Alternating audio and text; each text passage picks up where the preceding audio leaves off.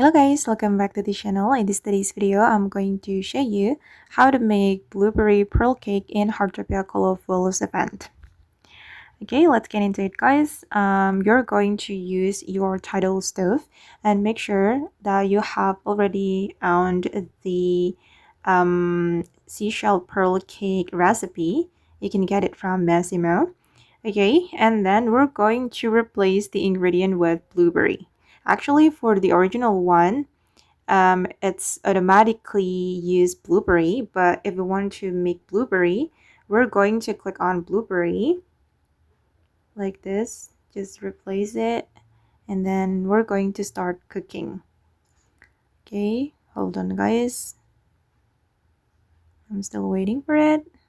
Okay, done guys, and I've just made the blueberry pearl cake. So I can unlock the blueberry pearl cake recipe right here. Next time, when you want to cook blueberry pearl cake, you can use this recipe.